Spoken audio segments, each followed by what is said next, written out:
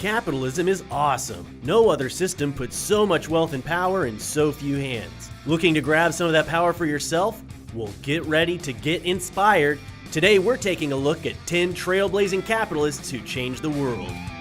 Number 1. Chiang Kai-SHEK.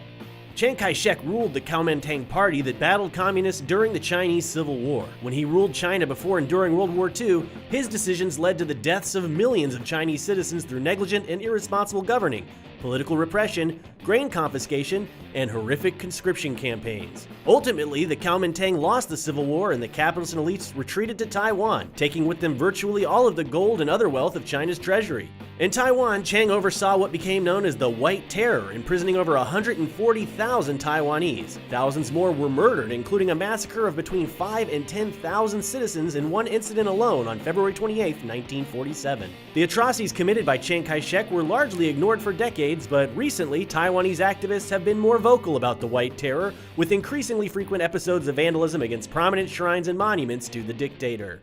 Number 2. The Pinkertons. The Pinkerton Detective Agency was founded in 1850 and rose to prominence working as a private military contractor for Union forces during the American Civil War. During the labor strikes of the late 19th and early 20th centuries, capitalists hired the Pinkerton Agency to infiltrate, suppress, and murder organized American workers. The Pinkertons were notorious for fielding undercover agents skilled at destroying unions from within. One of the most overtly violent acts of the Pinkerton Agency occurred during the Homestead Strike of 1892. Pinkerton agents opened fire on striking workers, leaving 16 people dead and 23 wounded. Pinkerton is still in business today, continuing to offer mercenary and espionage services to corporations around the world.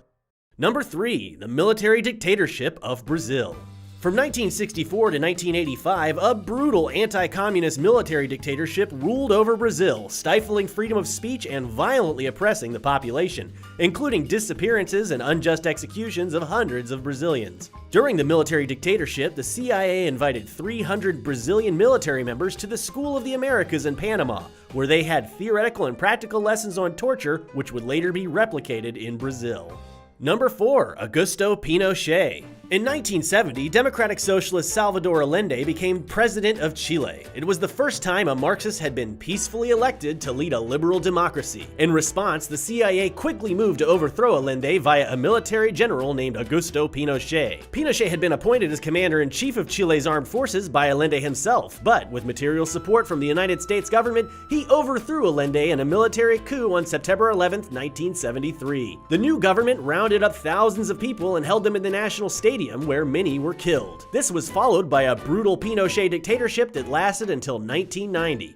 At least 3,000 people were killed by Pinochet's regime, and more than 1,000 are still missing. Number 5. Park Chung-hee. General Park Chung-hee rose to power during the instability of post-war South Korea. In 1961, he led a coup and quickly set up the Korean Central Intelligence Agency to arrest and detain anyone suspected of opposing his regime. Park's regime harshly opposed any form of dissent, imprisoning countless peaceful protesters and dissenters. It was a crime to even mention violent acts of the South Korean anti-communist government, including the horrific Jeju massacre of 1949. Martial law was declared by Park 4 times, leading to strict curfews and other harsh restrictions on civil liberties. Park banned what he described as decadent foreign music and wrote patriotic propaganda songs himself and used his authority to force them to be played on public airwaves.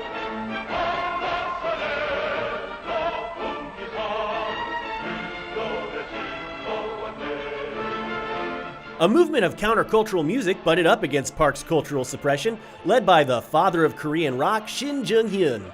When General Park demanded Shin to write a patriotic song that praised his government, Shin refused and instead wrote a 10-minute psychedelic rock song praising the beautiful rivers and mountains of Korea.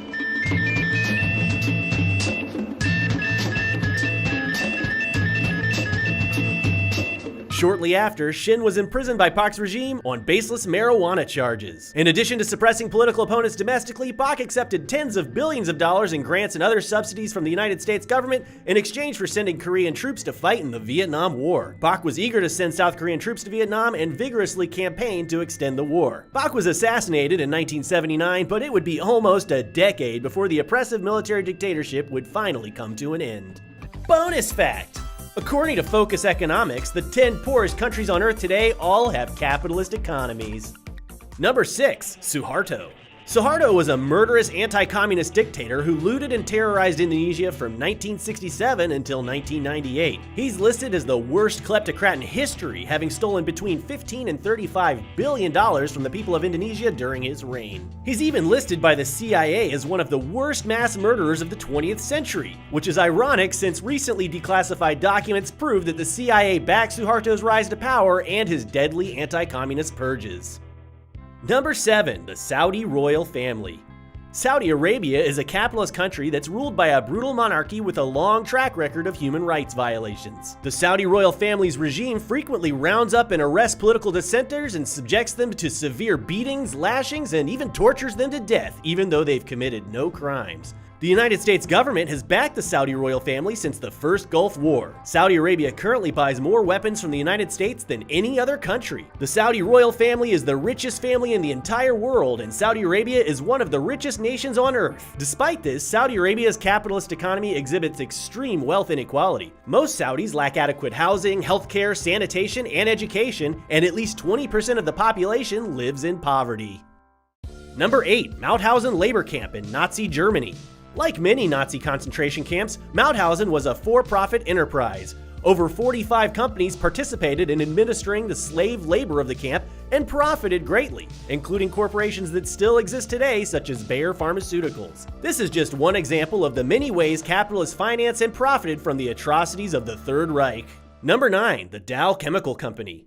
In the 1930s, Dow introduced a line of wood preservatives called biocides. Workers exposed to the chemicals came down with severe illnesses, including one particularly bad instance of about 300 or 400 Mississippi lumber workers being harmed by the chemicals in 1936. By the 1960s, Dow employees were well aware of the toxic and extremely dangerous nature of the chemicals, which we now refer to as Agent Orange. In the early 1980s, the Dow Chemical Company maintained that both the Defense Department and the company were aware of evidence indicating that Agent Orange might cause birth defects in children of women exposed to the defoliant while it was being used heavily in the Vietnam War. Conservative estimates show that around 3 million Vietnamese nationals have suffered from the effects of Agent Orange, and up to 2.4 million American veterans of the war may also have been exposed to harmful amounts of the substance. The United States Department of Defense sprayed at least 11 million gallons of Agent Orange on Vietnam, and it was all sold to them by Dow, Monsanto, DuPont, and various other major U.S. chemical companies during the war. Today on its website, Dow cynically claims that they were compelled by the U.S. government to produce and sell untold millions of dollars worth of Agent Orange during the war,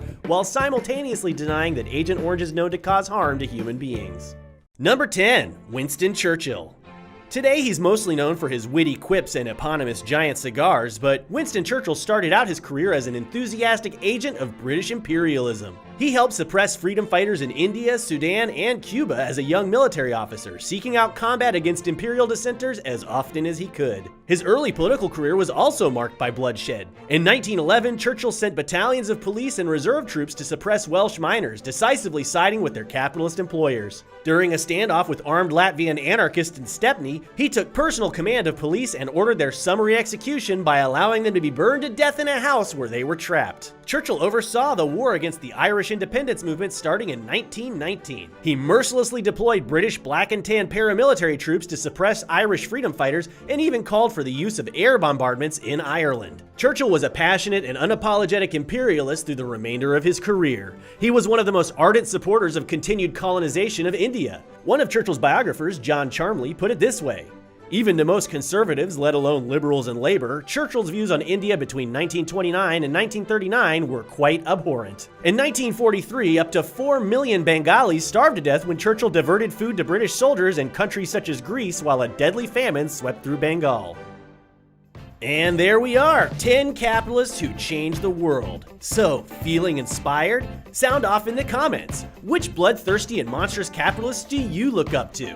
This has been a non-compete Top 10. Be sure to like, share, and subscribe. We'll see you next time. Let me tell you about something.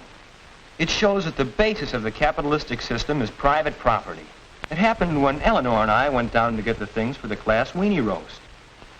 We went to Mr. Brown's store. Well, that's what I mean.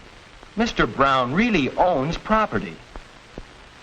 All those store fixtures and the groceries in there, and, well, the whole store. It's his property, and he can do almost anything with it that he likes. We needed weenies. Mr. Brown had weenies. It's as simple as that. You might argue about his prices. Anyway, Eleanor did. Yes, but, well, Bill's missed the whole point to what happened at Mr. Brown's store. And Mr. Brown has property, all right, but that's not what he's interested in. He's in business to make money. There's the basis of the capitalistic system, the profit motive.